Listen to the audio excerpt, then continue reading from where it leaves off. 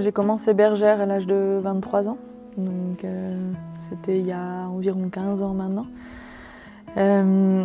J'ai vraiment adoré ce métier, c'est vraiment quelque chose que je trouve de passionnant, très dur aussi en même temps, mais de passionnant d'avoir ce lien à la nature, au troupeau, d'être dans les montagnes, de vivre ce métier qui est un métier ancestral qui existe depuis des siècles. Cette année, j'ai décidé de créer une association qui s'appelle Arcadia, qui est pour moi une association pour aider le pastoralisme. C'est vraiment l'idée, c'est de lui venir en aide pour qu'il ne disparaisse pas. C'est un tel beau métier, ce métier de berger, qu'à un moment donné, si on continue comme on le continue maintenant, il va s'arrêter. On n'aura plus de berger dans les montagnes, on n'aura plus de pastoralisme.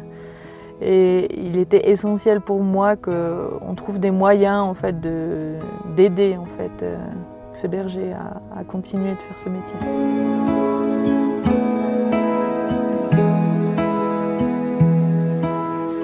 Une des choses qu'on propose avec l'association, c'est de proposer des formations.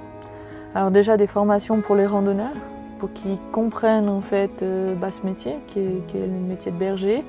Le pastoralisme, pourquoi en fait on doit à l'heure actuelle aider à ce qu'il continue de prospérer. Et puis l'idée c'est aussi de savoir comment se comporter avec les chiens de protection, de savoir en fait avoir les bons codes, avoir les bons comportements pour gérer la situation au mieux sans créer un conflit.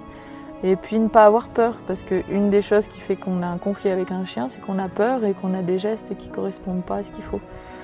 Et là, de découvrir ces chiens, de les rencontrer, c'est de se dire ok, c'est bon, j'aurai les bons gestes, je saurai bien me comporter face à un chien de protection.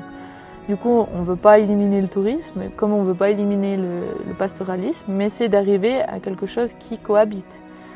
Et vraiment que tout le monde y arrive. Si nous, on peut protéger nos troupeaux, et si le tourisme qu'on peut continuer de progresser, on a tous à y gagner.